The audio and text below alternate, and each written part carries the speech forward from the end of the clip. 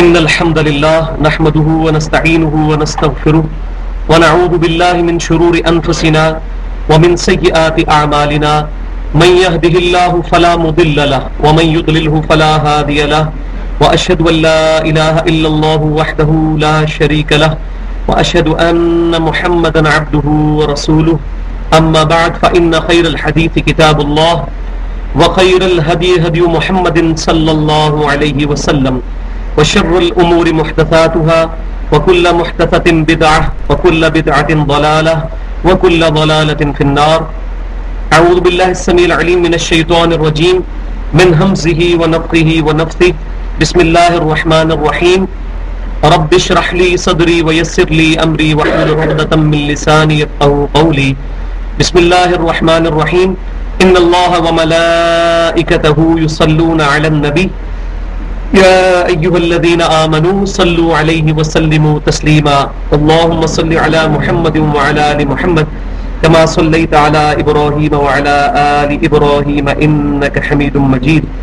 اللهم بارك على محمد وعلى آل محمد كما باركت على إبراهيم وعلى آل إبراهيم إنك حميد مجيد.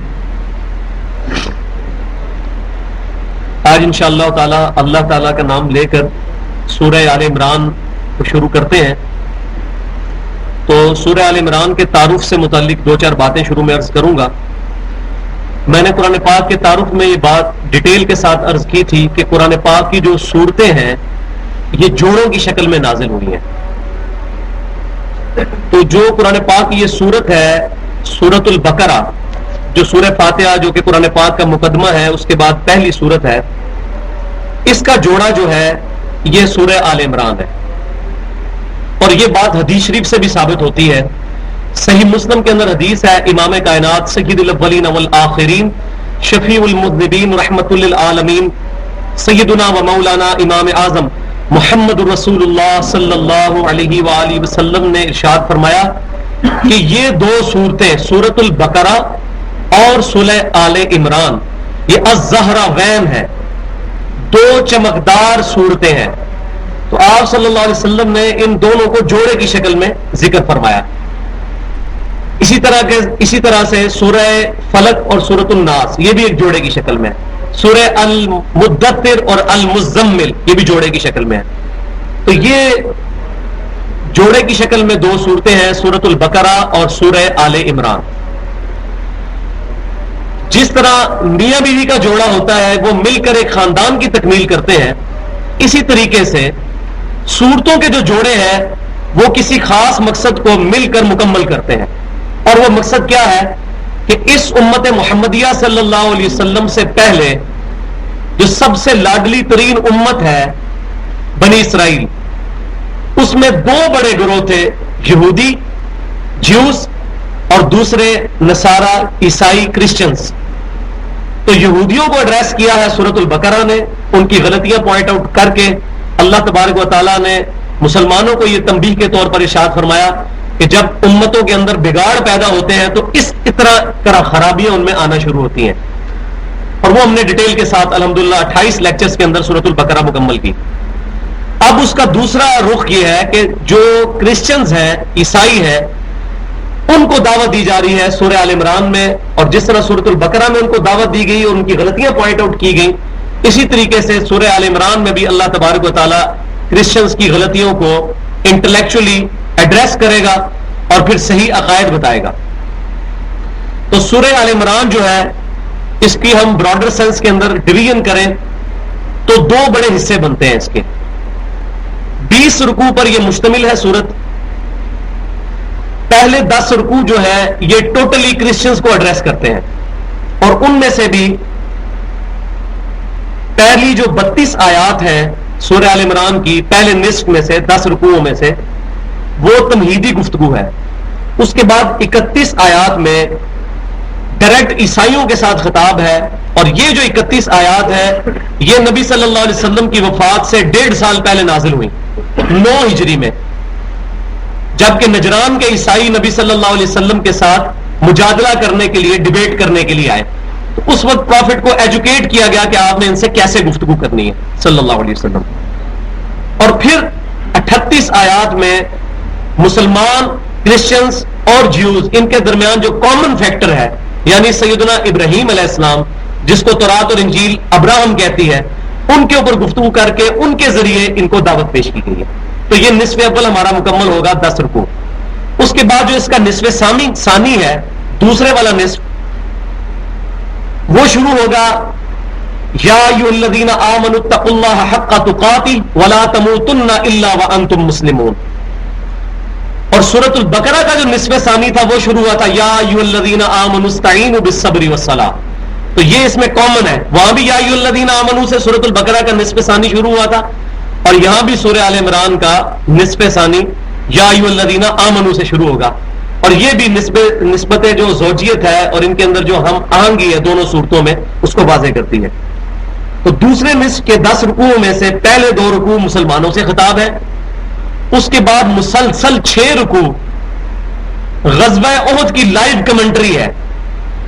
غزوہ احد کے اندر جو جو معاملات ہوئے ان کو اللہ تبارک و تعالیٰ نے سورہ آل عمران کے ان 6 رکوع میں بیان کیا، اور اس میں جو مسلمانوں سے غلطیاں ہوئیں ان غلطیوں کو پوائنٹ آؤٹ کر کے اللہ تبارک و تعالیٰ نے بعض مقامات پہ بڑے سخت انداز کے اندر مسلمانوں کو تنبیہ فرمائی کہ آپ نے یہ جو غلطیاں کی ہیں، کل کو بہت بڑی بڑی جو ہے فتوحات کا سلسلہ آنے والا ہے. ظاہر ہے ایران نے بھی فتح ہونا تھا، اسی طریقے سے روم نے بھی فتح ہونا تھا، اور یہ تمام فتوحات کا سلسلہ شروع ہوا. تو اگر مسلمانوں کی جماعت میں کوئی خرابیاں پیدا ہوں گی تو آندہ آنے والی فتوحات کے اندر مزید پرابلم کریٹ ہو سکتی ہے. تو وہ 6 رکوع سورہ آل عمران کے لائیو کمنٹری ہے غزوہ احد کی، جس میں مسلمانوں کو شروع میں فتح کے باوجود بعد میں شکست کا سامنا اٹھانا پڑا. اور پھر آخری 2 رکوع سورہ آل عمران کے وہ فلسفہ ایمان پہ کنکلوڈنگ گفتگو ہے، اور قرآن پاک کا اہم ترین مقام سورہ آل عمران کے آخری 2 رکوع ہے. اور میں نے قرآن پاک کے تعارف میں بھی یہ بات عرض کی تھی کہ یہ قرآن پاک کی صورتیں اللہ کے خطبات کا مجموعہ ہے، ڈیوائن اوریشنز ہیں یہ اللہ تعالیٰ کے. اور خطبے کی یہ شان ہوتی ہے کہ اس کا اینڈ بڑا سٹرونگ ہوتا ہے. سورۃ البقرہ کا اینڈ بھی بڑا سٹرونگ ہوا، آمن الرسول بما انزل الیہ من ربہ والمؤمنون کل آمن باللہ وملائکتہ وکتبہ ورسلہ. اسی طریقے سے سورہ آل عمران کا بھی جو اینڈ ہے کنکلوڈنگ، وہ بہت سٹرونگ الفاظ کے ساتھ ہوگا. تو یہ سورہ آل عمران کا کچھ مختصر میں نے تعارف کروا دیا. اب اللہ کا نام لے کر اس کو شروع کرتے ہیں. بسم اللہ الرحمن الرحیم. الف لام میم. یہ حروف مقطعات ہے، ان کے جو میننگز ہیں وہ اللہ اور اس کے رسول صلی اللہ علیہ وسلم کے درمیان ایک راز ہے جو آپ صلی اللہ علیہ وسلم کو، امت کو نہیں بتایا گیا آپ صلی اللہ علیہ وسلم کے ذریعے.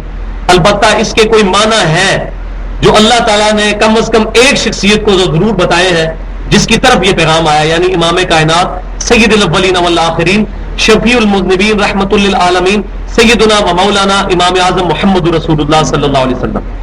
کیونکہ اگر یہ بات نہ مانی جائے تو یہ قرآن پاک کے یہ کلمات محمل ہو جائیں گے. تو ہم قرآن پاک کے بارے میں ایسا فاسد عقیدہ نہیں رکھتے. تو الحمدللہ اس کے عالم نبی صلی اللہ علیہ وسلم تو ہے، آپ صلی اللہ علیہ وسلم کو اللہ تبارک و تعالیٰ نے یہ امت تک پہنچانے کی اجازت نہیں دی. یہ ایک راز ہے، جس طرح کئی باتیں نبی صلی اللہ علیہ وسلم کے پاس راز تھی جو آپ نے کسی صحابی خاص کو بتائی، جیسے حذیفہ بن یمان رضی اللہ تعالیٰ عنہ کو منافقین کے نام بتا دیے اور کسی صحابی کو نہیں بتائے، سیدنا ابوبکر کو نہیں بتائے، سیدنا عمر کو نہیں بتائے. کیوں؟ کہ وہ دین کی بنیادی ضرورت نہیں تھی. تو یہ متشابہات ہے.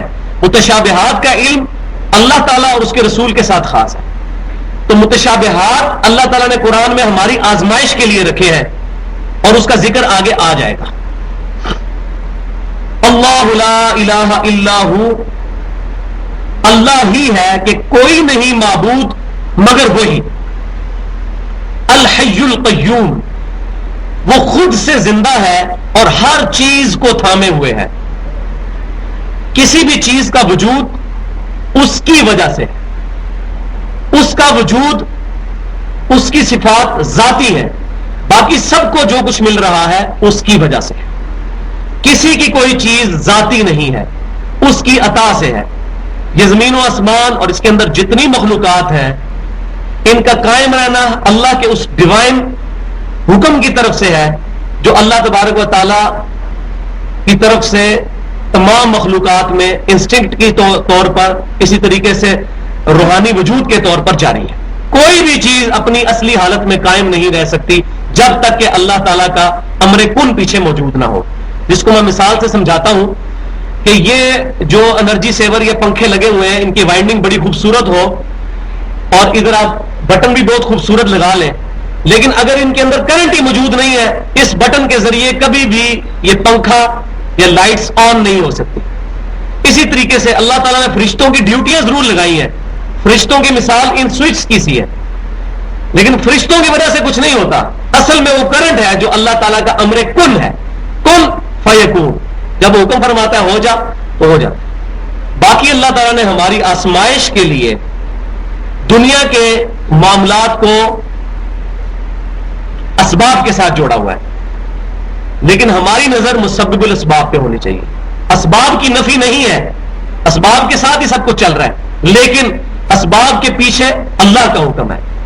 جب تک وہ اللہ کا امر کن نہیں ہوگا کوئی بھی سبب اپنی اصلی حالت میں نفع نہیں پہنچا سکتا.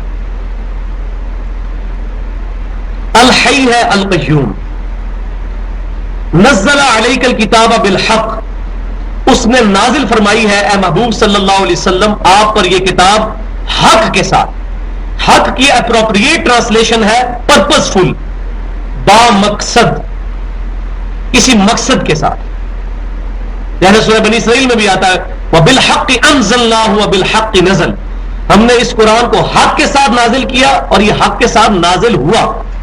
اور یہی وہ ہے جس کا ہمیں حکم ہے وَتَوَاصَوْا بِالْحَقِّ, حق بات کی وصیت کرو. قرآن کو اپنا انسٹرومنٹ بناؤ دعوت کا. مصدقا لما بین یدیہ وانزل التوراۃ والانجیل, یہ کتاب قرآن تصدیق کرتی ہے جو اس سے پہلے کتابیں گزری ہیں خصوصاً تورات اور انجیل کی. تو کامن فیکٹر سے بات شروع ہو رہی ہے کہ ایسا نہیں ہے یہ کتاب پچھلی کتابوں کو نہیں مانتی. یہ ایک نام گوشہ پیدا کیا جا رہا ہے کرسچنز کے دل میں کہ کتاب ایسی ہے جو تمہاری کتابوں کی بھی, کیونکہ کرسچنز جو ہے وہ اولڈ ٹیسٹیمنٹ کو بھی مانتے ہیں تورات کو, اور نیو ٹیسٹیمنٹ انجیل کو بھی مانتے ہیں, اور اب یہ فائنل ٹیسٹیمنٹ ہے قرآن. تو اللہ تعالیٰ فرما رہا ہے یہ قرآن وہ کتاب ہے جو تورات کی بھی تصدیق کرتی ہے انجیل کی بھی تصدیق کرتی ہے. من قبل ھدی للناس, اور اس میں کوئی اور نہیں بات ماننے میں کہ من قبل ھدی للناس, وہ کتابیں بھی اللہ تعالیٰ نے اس سے پہلے لوگوں کی ہدایت کے لیے بھیجی تھی. ایسا نہیں ہے کہ ان کتابوں کی کوئی اہمیت نہیں تھی, بہت اہمیت ہے ان کتابوں کی.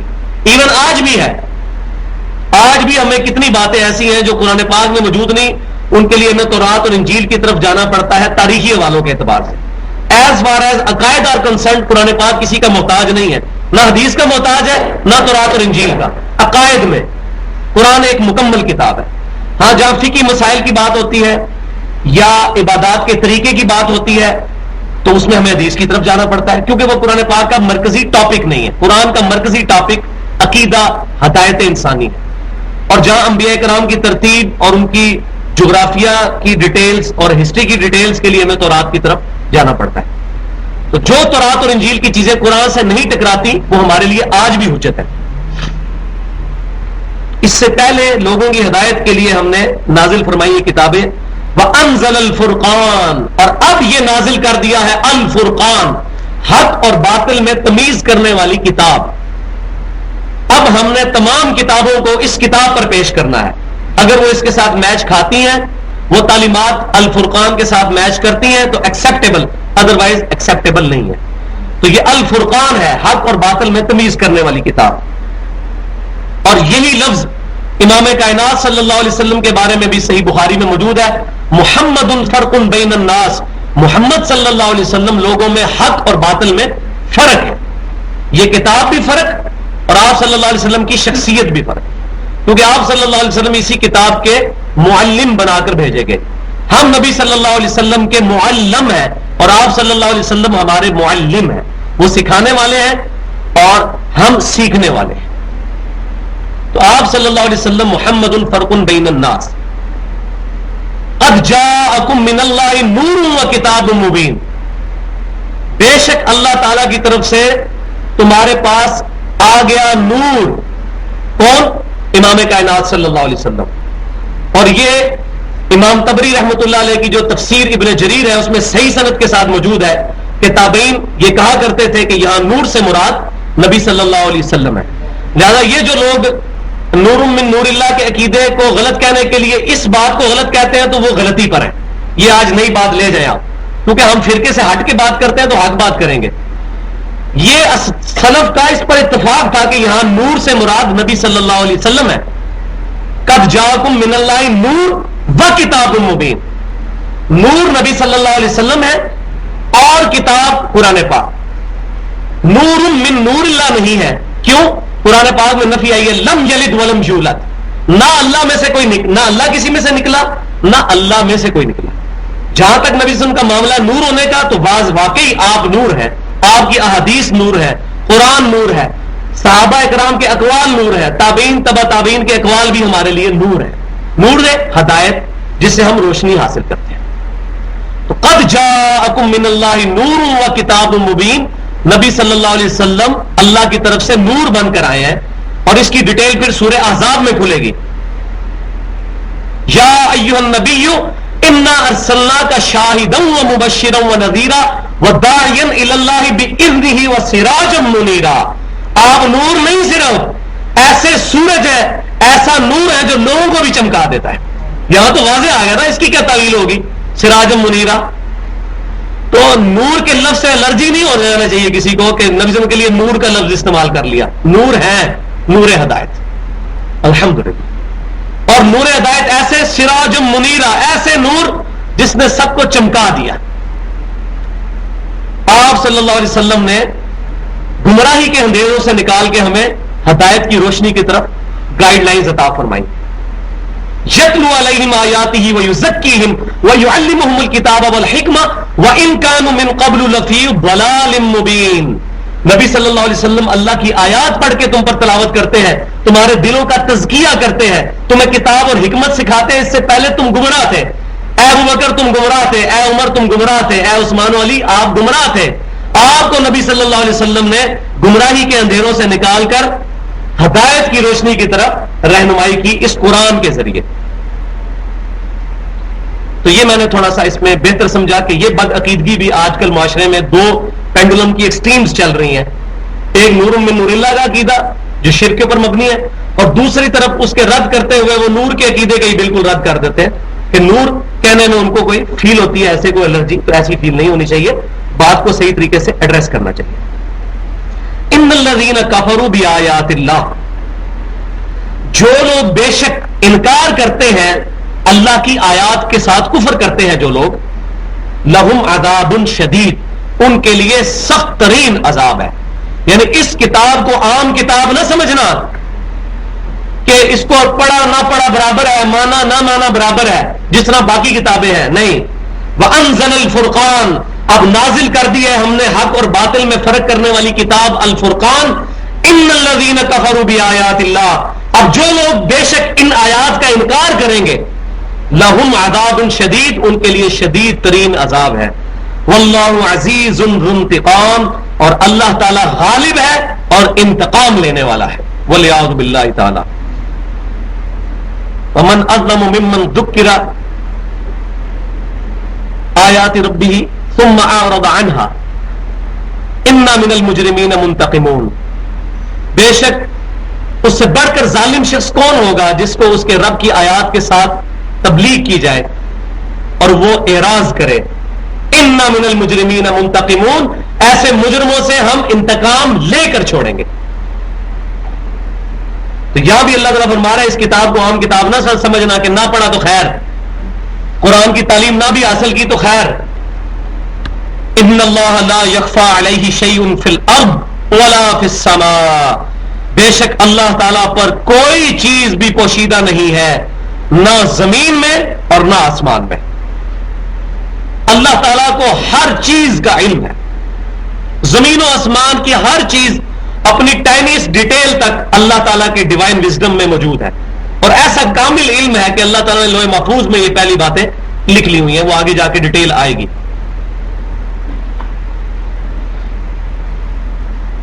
هو الذی یصورکم فی الارحام کیف یشاء, وہی ہے جو ماں کے پیٹوں میں تمہاری شکل بناتا ہے جیسا چاہتا ہے کوئی بنا سکے؟ انسان اس کی کریشن کا کلائمیکس ہے.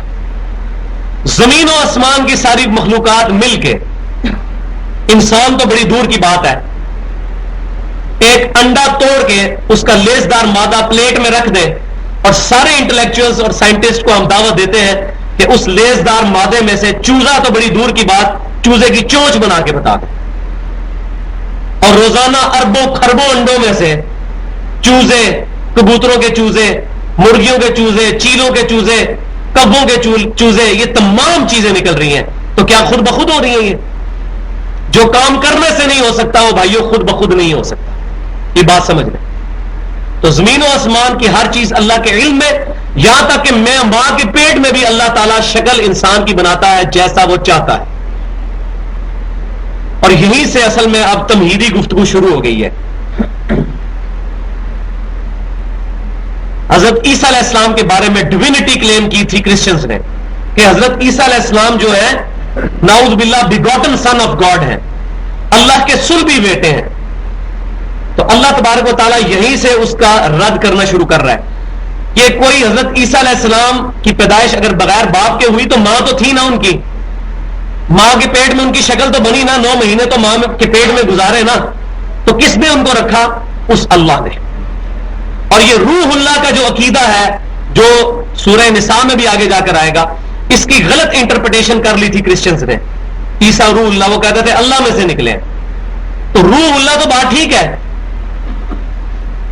لیکن روح من نور اللہ من روح اللہ اس طرح کے الفاظ نہ استعمال کیے جائیں. اسی طریقے سے کوئی نبی صلی اللہ علیہ وسلم کو کہتا ہے نور اللہ، اللہ کا نور، ٹھیک ہے. قرآن کو کہتا ہے نور اللہ، ٹھیک ہے. نور من نور اللہ، اور اس میں اگر وہ عقیدہ اس طرف آتا ہے ایک کانٹیکسٹ میں یہ بھی بات ٹھیک ہو سکتی ہے. جیسے اللہ تعالیٰ نے حضرت آدم علیہ السلام کے بارے میں فرمایا وَنَفَخْتُ فِيهِ مِن رُوحِي، میں نے اپنی طرف سے روح ہوگی.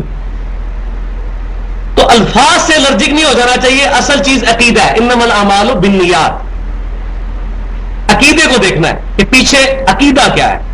الفاظ سے کوئی فرق نہیں پڑتا، ورنہ یہ قرآن میں جو الفاظ ہے روح اللہ بہت خطرناک الفاظ ہے، اللہ کی روح. لیکن اللہ تبارک و تعالیٰ نے اس کی تعویل فرمائی ہے، ارشاد فرمائی ہے ڈیٹیل کے ساتھ کہ روح اللہ سے مراد وہ نہیں ہے.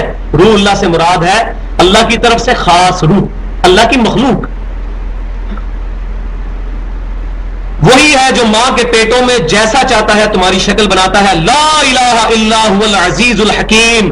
لیکن یاد رکھو کوئی معبود نہیں اس کے سوا. عیسیٰ بن مریم معبود نہیں ہے، وہ ماں کے پیٹ میں پیدا ہوئے ہیں، ماں کے پیٹ میں اللہ تعالیٰ نے ان کی پرورش کی ہے. لا الہ الا هو العزیز الحکیم، نہیں ہے کوئی معبود مگر وہی غالب ہے اور حکمت والا ہے. یہ اس کی حکمت کا تقاضا ہے کہ 9 مہینے میں ماں کے پیٹ میں بچے کی تخلیق فرماتا ہے، ورنہ وہ چاہے تو آنن فانن تخلیق کر سکتا ہے. اس نے اپنی یہ حکمت کے تحت یہ سب کچھ کیا کہ تخلیق کے مراحل اتنی دیر میں رکھیں. آم کی گٹھلی میں سے درخت بن کر پھل تک 8 سال لگ جاتے ہیں.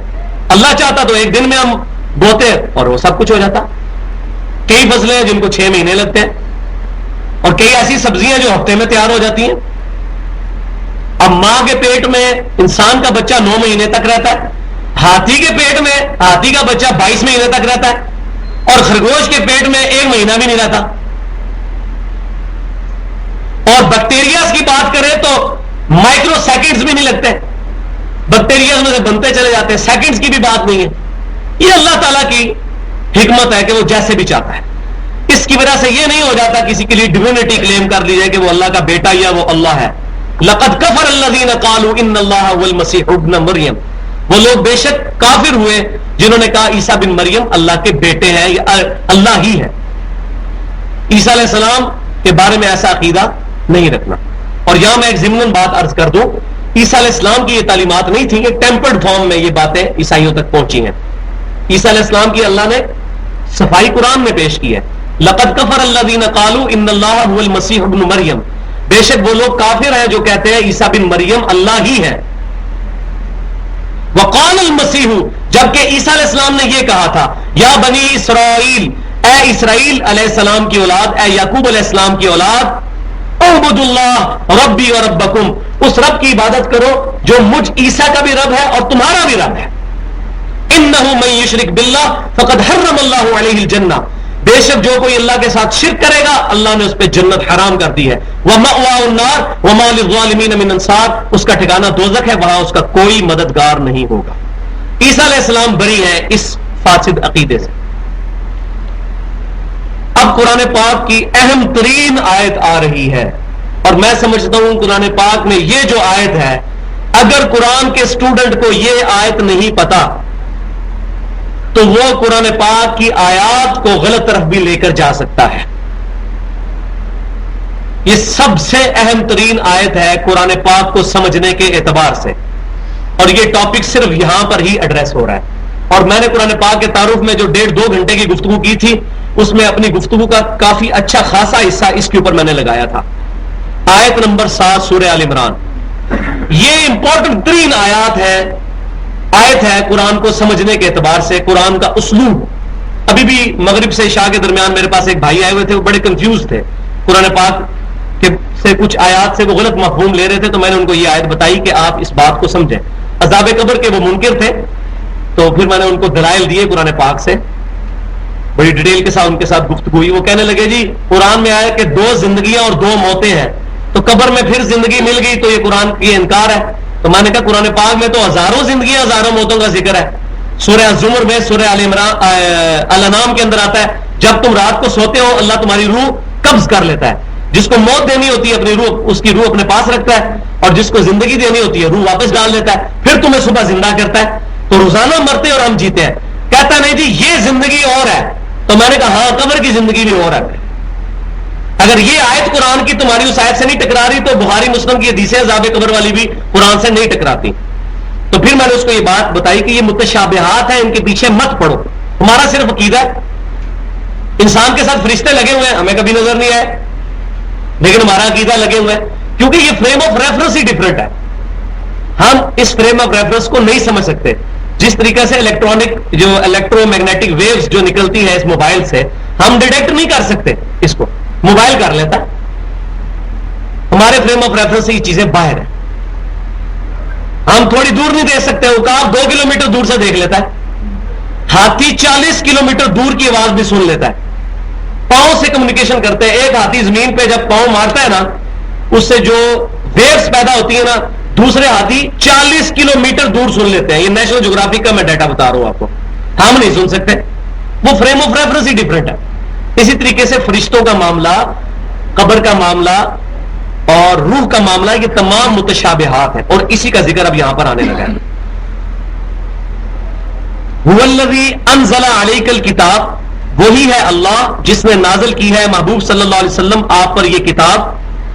منہ آیات محکمات، جس کی کچھ آیات محکم ہے، جن میں احکام واضح ہے. جیسے وَأَقِیمُوا الصَّلَاةَ، نماز قائم کرو، وَآتُوا الزَّکَاةَ، زکات دو، وَلَا تَقْرَبُوا الزِّنَا، زنا کے قریب مت جاؤ، غیبت نہ کرو، بے حیائی کے پاس نہ جاؤ، والدین کا احترام کرو، والدین کی فرما برداری کرو. یہ جتنے احکامات ہیں، رمضان کے روزے رکھو، اللہ کی راہ میں حج کرو، یہ تمام احکامات قرآن پاک کی محکم آیات ہیں. ہن ام الکتاب، اور یہی قرآن کی اصل ہے. بس اصل قرآن کی محکم آیات ہے جن کے اوپر ہم نے ایمفسائز کر کے ان کو سمجھنے کی کوشش کرنا ہے. یہ پہلی کیٹیگری، میجر کیٹیگری ہو گئی، احکام محکمات. وَأُخَرُ مُتَشَابِهَاتٍ، اور دوسری کیٹیگری ہے متشابہات کی. یہ شبہ کا لفظ اردو میں بھی ہم استعمال کرتے ہیں. متشابہات سے مراد جس پہ شبہ پڑ جاتا ہے، جس کی ڈیٹیل ہمیں نہیں پتا چلتی، جس کا ایمبیگوس، انگلش میں صحیح ٹرانسلیشن کریں، ایمبیگوس ہے جو چیز. اللہ تعالیٰ فرماتا ہے قرآن کی دوسری آیات وہ ہے جو ایمبیگوس ہے. ان آیات کو بھی ماننا ہے، لیکن ان کی تفسیر جو ہے وہ اللہ تعالیٰ کے علم میں ہے، اور وہ بات آگے آ رہی ہے. فَأَمَّا الَّذِينَ فِي قُلُوبِهِمْ زَيْغٌ، پس جن لوگوں کے دلوں میں ٹیڑھ پن ہوتا ہے، جو جان بوجھ کر جس طرح مکھی گند پہ بیٹھتی ہے، وہ قرآن پاک میں نعوذ باللہ گندگی تلاش کرنے کی کوشش کرتے ہیں، حالانکہ قرآن میں تو گندگی کوئی نہیں ہے، پھر کیا کرتے ہیں وہ اپنے ذہن کی گندگی کا جامع قرآن کی آیات کو پٹانا شروع کر دیتے ہیں۔ قرآن میں تو ان کو گندگی نہیں ملتی، تو قرآن پاک کی جو آیات متشابہات ہیں اس کو پکڑ کے نا اس کے اوپر اپنے ذہن کے میننگز فٹ کرنا شروع کر دیتے ہیں، جس طرح آج کل کے جدید اسکالرز بات کرتے ہیں، اور عجیب و طریقے سے جی نماز یہ صلاح کا معنی یہ نہیں ہے، صلاح کا معنی دعا ہے، یہ آپ لوگ جو صبح اوپر نیچے ہوتے رہتے ہیں 5 وقت، یہ کوئی نماز نہیں ہے۔ زکات کا مطلب ہے صفائی کرنا اپنی، یہ مال نکالنا یہ زکات نہیں ہے۔ اس طرح کی تعویلات کرتے چلے جاتے ہیں، حالانکہ وہ محکم آیات ہیں، ان کی بھی کرتے ہیں، متشابہات کو تو چھوڑ دیں، وہ کیا جنازہ نکالیں گے ان آیات کا۔ تو اللہ تعالیٰ فرماتا ہے جن کے دلوں میں ٹیڑھ پن ہے وہ کیا کرتے ہیں، فَيَتَّبِعُونَ مَا تَشَابَهَ مِنْهُ ابْتِغَاءَ الْفِتْنَةِ، تو وہ پیچھے پڑ جاتے ہیں متشابہ آیات کے تاکہ اس سے لوگوں میں فتنہ کھڑا کر دیں۔ مقصد سمجھنا نہیں ہوتا، مقصد کیا ہوتا ہے؟ فتنہ کھڑا کرنا۔ جیسے اللہ تعالیٰ فرماتا ہے وَلَا تَقُولُوا لِمَن يُقْتَلُ فِي سَبِيلِ اللَّهِ أَمْوَاتٌ بَلْ أَحْيَاءٌ، مت کہو ان لوگوں کو جو مردہ ہے، اللہ کی راہ میں شہید ہو گئے، ان کو مردہ مت کہو، بلکہ وہ تو زندہ ہے۔ وَلَٰكِن لَّا تَشْعُرُونَ، لیکن تمہیں اس کا شعور نہیں ہے۔ اللہ نے کہا یہ شعور نہیں ہے، اس کا کیا مطلب ہے؟ یہ متشابہ آیت ہے۔ اب میں وہی بات کرنے لگا ہوں، ہمیں اس کا شعور نہیں دیا گیا، اس کے پیچھے پڑیں گے کہ جی کس طرح زندہ ہے، گردن بھی اتر گئی، اور پھر اللہ تعالیٰ سورہ ال عمران میں ہی فرمائے گا، یہ تو سورۃ البقرہ میں آئی تھی، سورہ ال عمران میں آئے گا اللہ ان کو رزق بھی دیتا ہے، وہ جی کس طرح رزق ملتا ہے ان کو۔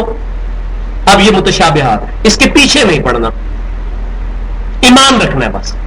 یہ کیوں ہے؟ ہمارے امتحان کے لیے۔ شیطان کیوں پیدا ہوا ہے؟ ہمارے امتحان کے لیے۔ ہمارے دل میں شر کا مادہ کیوں رکھا گیا ہے؟ امتحان کے لیے، ورنہ فرشتوں کی طرح ہمیں بھی اللہ تعالیٰ پاک بنا سکتا تھا۔ تو یہ امتحان کے لیے ہے کہ کئی لوگ اس امتحان سے کئی لوگ جو ہے وہ کامل ہو کے گزر جائیں گے اور اتنی بات کریں گے جو آگے آ رہی ہے۔ اللہ تعالیٰ فرماتا ہے وہ لوگ چاہتے ہیں اس سے فتنہ کھڑا کریں، وَمَا يَعْلَمُ تَأْوِيلَهُ إِلَّا اللَّهُ، اور اس کی تعویل کوئی نہیں جانتا مگر اللہ، اللہ کے علم میں ہے اس کی تعویل۔ یہ اللہ تعالیٰ کے ساتھ خاص ہے۔ ہاں اللہ جس کو چاہے وہ عطا فرما سکتا ہے، یا اللہ تبارک و تعالیٰ وقت کے ساتھ ساتھ متشابہات کچھ ایسے ہیں جن کو محکمات بنا سکتا ہے، وہ میں تھوڑی گفتگو اس کے بعد کرتا ہوں۔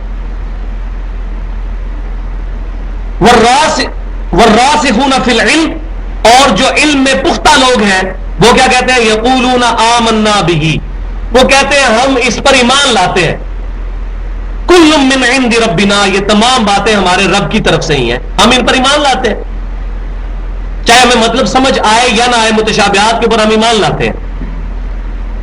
وما یذکر الا اولو الالباب، اور نصیحت تو نہیں حاصل کریں گے مگر عقل والے ہی، عقل والے یہ بات کریں گے کہ یہ اللہ کی طرف سے ہے، ہم اس پر اسی طرح ایمان لاتے ہیں، اور جو فتنہ پرور لوگ ہیں وہ اس کے پیچھے پڑیں گے۔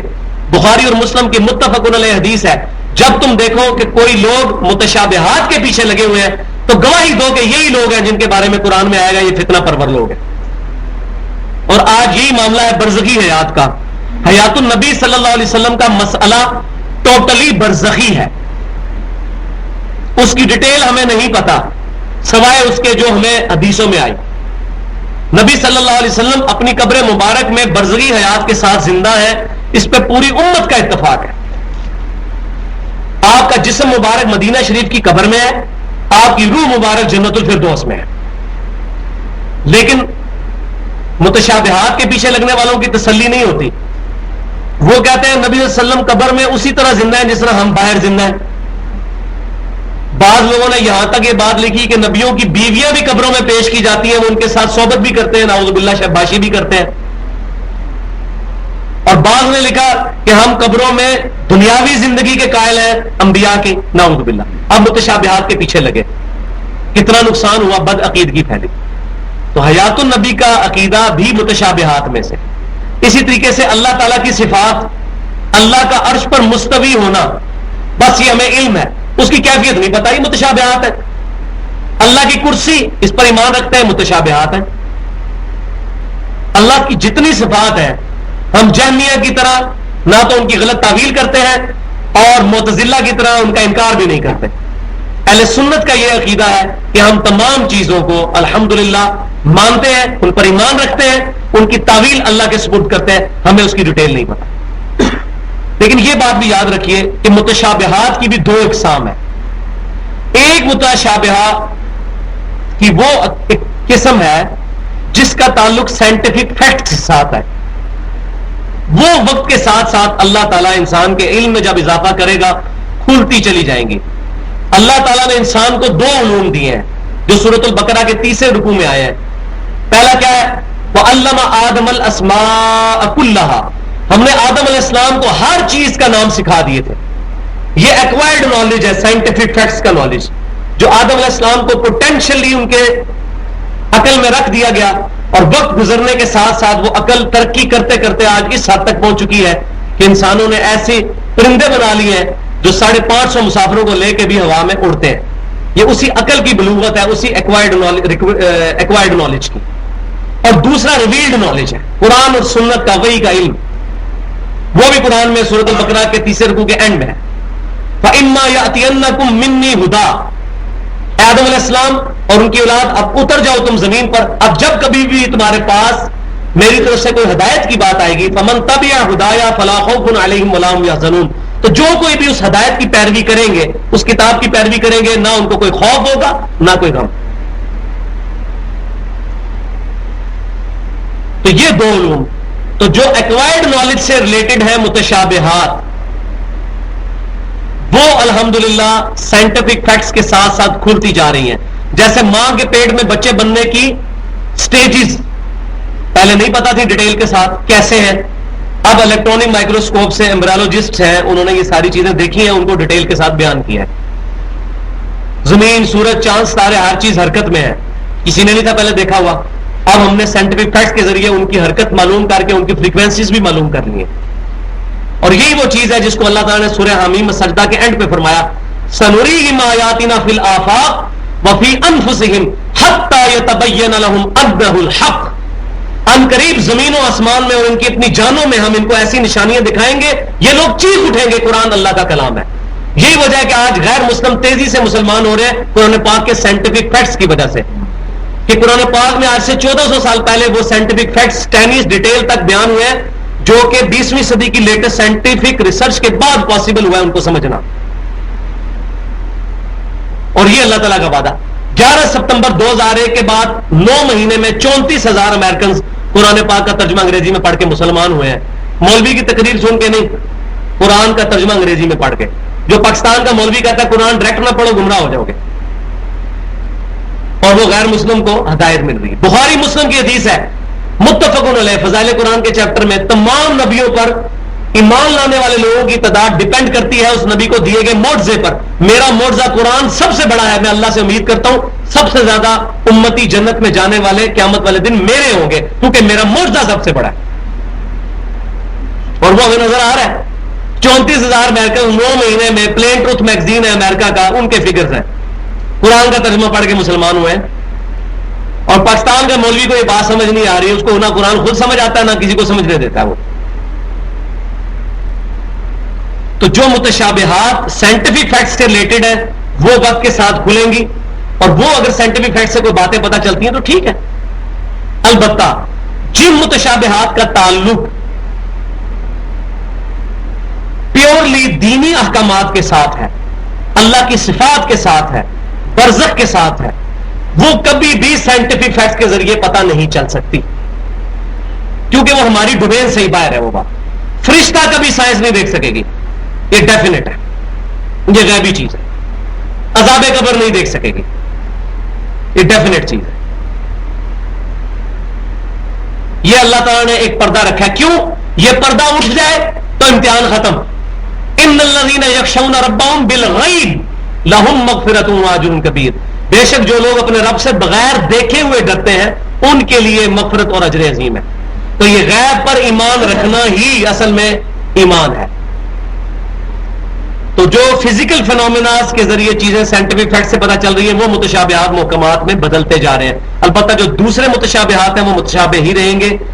اور اللہ تبارک و تعالیٰ فرماتا ہے کہ اہل علم ان کے بارے میں دعا کرتے ہیں کہ بس ہم ان پر ایمان رکھتے ہیں. اور اس کے بعد وہ دعا کیا کرتے ہیں اللہ سے؟ اگلی آیت ہے ربنا لا تزغ قلوبنا، اے رب ہمارے دلوں کو ٹیڑھا مت کرنا، اب پھر اس الٹی راستے پہ نہ چلا دینا، بعد اذ ہدیتنا، جبکہ تو نے ہمیں ہدایت دے دی، وہب لنا من لدنک رحمہ، اور ہمیں اپنے پاس سے خاص رحمت عطا فرما. تیری رحمت کے بغیر تو ہدایت بھی نہیں مل سکتی، ہدایت پر استقامت بھی نہیں مل سکتی. انک انت الوہاب، بے شک تو ہی عطا فرمانے والا ہے. الوہاب، عطا فرمانے والا. اور پھر کیا دعا کرتے ہیں ہدایت ملنے کے بعد؟ وہی جو ہر انسان کو، ہر انٹلیکچوئل کی ٹینشن ہونی چاہیے. ربنا انک جامع الناس لیوم لا ریب فیہ، اے رب ہمیں یہ یقین ہے کہ تو بے شک قیامت والے دن سارے انسانوں کو جمع کر کے ان کے اعمال کا بدلہ دینے والا ہے. یہ سب کچھ لوگ جمع ہوں گے اس دن جس دن کوئی شک نہیں ہے کہ وہ دن قائم ہوگا. تو اے رب جب وہ دن قائم ہو جائے، ان اللہ لا یخلف المیعاد، بے شک اللہ تعالیٰ اپنے وعدے کی خلاف ورزی نہیں کرتا. اے رب تو اپنے وعدے کی خلاف ورزی نہیں کرتا. ہم تیرے نبیوں پر ایمان لائے، تیری کتابوں کو مانا، تو جو تو نے اپنے نبیوں کے ذریعے جنت کا وعدہ فرمایا ہے وہ ہمیں عطا فرمانا. یہ سب چیزیں بٹوین دا ورڈز ہیں. اور یہ مضمون کھلے گا سورہ آل عمران کے آخری 2 رکوع، میں نے بتایا، جو فلسفہ ایمان کی ہائٹ ہے. ربنا اننا سمعنا منادی ینادی للایمان ان آمنوا بربکم فآمنا، اے رب ہم نے ایک ندا کرنے والے کو سنا، ایک پروفٹ کو سنا، وہ آواز لگا رہا تھا آؤ لوگوں اللہ کی طرف. ہم نے اس کی آواز پر لبیک کہا. اے رب ہم نے اس کی آواز پر لبیک کہا. ربنا اننا سمعنا منادی ینادی للایمان ان آمنوا بربکم فآمنا، اے اللہ ہم ایمان لے آئے. پھر آگے دعائیں شروع ہوتی ہیں اور کنکلوڈ ہوتا ہے سورہ آل عمران اسی پر. تو یہ پہلا رکوع ہمارا الحمدللہ مکمل ہوا. اس پہ میں نے بہت لمبی گفتگو کی ہے. میں نہیں تھا سمجھ رہا کہ اتنی لمبی گفتگو ہوگی، لیکن یہ گفتگو بڑی ضروری ہے قرآن پاک کے اسٹوڈنٹ کے اعتبار سے جو قرآن پاک کو سمجھنے بیٹھا ہے. ادروائز اگر میں نے بھی آیت کی تلاوت کر کے ترجمہ کرتے چلے جانا ہے اور رٹا رٹایا طوطوں کی طرح، تو اس کا کوئی فائدہ نہیں ہے. جب تک آپ کو یہ بات سمجھنا ہے، الحمدللہ جنہوں نے سورۃ البقرہ ساری پڑھی ہے ان کے اندر کیپیبلٹی پیدا ہو گئی ہے قرآن کو سمجھنے کی. اور یہ الحمدللہ جب یہ سورت بھی مکمل ہوگی مزید ہمارے اندر نکھار پیدا ہوگا قرآن کو سمجھنے کے اعتبار سے کہ قرآن کو کس کانٹیکسٹ میں، قرآن کا تانا بانا کیا ہے. اب دیکھیں میں ساتھ ساتھ بتاتا ہوں یہ آیت کے ساتھ یہ جز کیوں آتا جا رہا ہے. ان الذین کفروا، اب سائملٹینیس کنٹراسٹ آ رہا ہے. ایمان والوں کا ذکر ہوا، اب کفار کا. بے شک جن لوگوں نے کفر کیا، قرآن کو نہیں مانا، اللہ کے نبیوں کو نہیں مانا، لم تغنی عنہم اموالہم ولا اولادہم من اللہ شیئا، نہ تو ان کا مال اور نہ ان کی اولاد اللہ تعالیٰ کے مقابلے پہ ان کو کوئی نفع دے سکے گی، بچا سکے گی، نہیں بچا سکے. دنیا میں تو بندہ پیسے دے کے بھی جان چھڑا لیتا ہے. بڑے بڑے مجرم جو ہیں وہ پیسے دے کے پولیس میں اور عدالتوں کو، جج تک کو خرید کے بھی آزاد ہو جاتے ہیں. لیکن اللہ تعالیٰ کے حضور یہ نہیں ہو سکتے. اور دوسرا کیا ہوتا ہے، قبائلی سسٹم کے اندر جس کے بہت زیادہ بیٹے ہوں اور بڑا اسلحہ ہو، وہ اپنے بیٹوں کی طاقت کے زور پہ، بدماشی کے زور پہ لوگوں کو غلام بنا لیتا ہے. اللہ تعالیٰ نے دونوں چیزوں کی نفی کر دی ہے، نہ تو مال نفع دے گا نہ اولاد. اس سے یہ بھی بات پتہ چلی جو اولاد کی وجہ سے حرام اور حلال کی تمیز نہیں کرتے ان کو آج دنیا میں یہ بات سمجھ لینی چاہیے اس اولاد میں ہمارے کوئی کام نہیں آنا. ہاں اگر اولاد کی تربیت اچھی کی تو اولاد کام آئے گی، پھر آئے گی، پھر اس کا نفع آئے گا. وہ قرآن پاک میں آگے چل کے آ جائے گا. جو نیک لوگ ہیں ان کی بیویوں، ان کی اولادوں میں سے بھی سب کے سب لوگوں کو جنت میں اونچے مقام میں جمع کر دیں گے. اور صحیح مسلم میں حدیث ہے کہ مردے کو کسی عمل کا ثواب نہیں پہنچتا سوائے 3 اعمال کے، ان میں سے ایک ہے نیک اولاد. اس کے اعمال کا ثواب ضرور ملے گا. کیوں کہ وہ انسان کی اپنی انویسٹمنٹ ہے. وَأُولَئِكَ هُمْ وَقُودُ النَّارِ، تو وہی لوگ ہیں بدبخت اور ایندھن ہے دوزخ کا. اصل بدبخت یہ لوگ ہیں اور یہ ایندھن بننے والے ہیں. کدأب آل فرعون، جیسا کہ آل فرعون والے تھے. والذین من قبلہم، اور فرعونیوں سے پہلے جن لوگوں نے انبیاء کرام کا انکار کیا، کذبوا بآیاتنا، انہوں نے ہماری آیات کو جھٹلایا تھا، فأخذہم اللہ بذنوبہم، تو اللہ تعالیٰ نے پکڑ لیا ان کے گناہوں کے سبب ان کو، واللہ شدید العقاب، اللہ تبارک و تعالیٰ عذاب دینے کے اعتبار سے بڑا سخت ہے۔ قل للذین کفروا، اے محبوب صلی اللہ علیہ وسلم آپ ارشاد فرما دیجیے اب ان کافروں سے، اہل کتاب سے بھی، یہاں مخاطب اہل کتاب ہے، ستغلبون وتحشرون الی جہنم، تم ضرور اس زمین میں بھی مغلوب ہو جاؤ گے مسلمانوں سے، اور تمہیں جہنم کی طرف بھی ہانکا جائے گا۔ ہوا کیا تھا اس آیت کو کنٹیکسٹ میں سمجھیں، سنن ابی داؤد میں حدیث موجود ہے، جب غزوہ بدر میں مشرکین مکہ کو شکست ہوئی تو یہودیوں نے یہ کہا، مشرکین مکہ کو جب شکست ہوئی تو یہودیوں نے کہا کہ مسلمانوں، یہ مشرکین مکہ تو بچے تھے، یہ تو بڑے جو ہے وہ جنگ کے ایکسپرٹ نہیں تھے، کبھی ہم یہودیوں سے واسطہ پڑا تو پھر تمہیں مزہ چکھائیں گے۔ تو اللہ تبارک و تعالیٰ نے اس کے رد میں یہ آیت نازل فرمائی کہ تمہارا بھی یہی اجر ہونا ہے، اور وہ 7 ہجری میں ہوا۔ یہودیوں نے جب عہد توڑا تو یہودی مسلمانوں کے خلاف جب آئے تو برے طریقے سے شکست ان کو ہوئی اور ان کا قتل عام بھی ہوا، جو انہوں نے نبی صلی اللہ علیہ وسلم کے ساتھ بد عہدی کی، اور تراب کی سزا ان کو سنائی گئی، بد عہدی کی سزا تراب میں سے پڑ گئی۔ تو اللہ تعالیٰ ہمارا یہ پہلی بشارت قرآن پاک میں دی جا رہی ہے کہ ان کو بتا دو کہ عنقریب تم مغلوب ہو جاؤ گے زمین میں، اور قیامت والے دن اللہ کے حضور تمہیں پیش کیا جائے گا، جہنم کی طرف لے کے جایا جائے گا، وَبِئْسَ الْمِہَادُ، اور کیا ہی برا ٹھکانہ ہے یہ دوزخ۔ قَدْ كَانَ لَكُمْ آیَةٌ فِي فِئَتَيْنِ الْتَقَطَا، بے شک تمہارے لیے عبرت ہے ان 2 گروہوں میں جو بھیڑ گئے تھے۔ کون سے 2 گروہ؟ جو غزوہ بدر میں بھیڑے تھے، مسلمان اور کافر۔ اب غزوہ بدر کا ہلکا سا ذکر یہاں پر ہو رہا ہے، اس کے اندر اللہ فرماتا ہے تمہارے لیے بہت بڑی نشانی ہے۔ کیا نشانی ہے؟ تو قاتلوا فی سبیل اللہ، ایک گروہ وہ تھا جو اللہ کی راہ میں لڑ رہا تھا، وَأُخْرَى كَافِرَةٌ، اور دوسرا گروہ کافر تھا، يَرَوْنَهُمْ مِثْلَيْهِمْ رَأْيَ الْعَيْنِ، اور وہ مسلمان اپنے سے 2 چند اپنی آنکھوں سے وہ مسلمانوں کو، کافر جو ہے وہ دیکھ رہے تھے دگنا۔ یہ اللہ تعالیٰ کی معجزہ ظاہر ہوا کہ وہ مسلمانوں کو اپنے سے دگنی تعداد میں دیکھ رہے تھے کافر۔ یہ ہمارے اللہ کی نشانی ظاہر ہوئی۔ مسلمان 313 تھے، کافر 1000 کے قریب تھے، تو اللہ تعالیٰ نے ایسا کافروں کے دل پہ رعب طاری کیا کہ کافروں کو مسلمان ڈبل نظر آ رہے تھے۔ اللہ تعالیٰ فرماتا ہے یہ نشانی ہماری طرف سے مدد آئی۔ واللہ یؤید بنصرہ من یشاء، اللہ اپنے پاس سے خاص مدد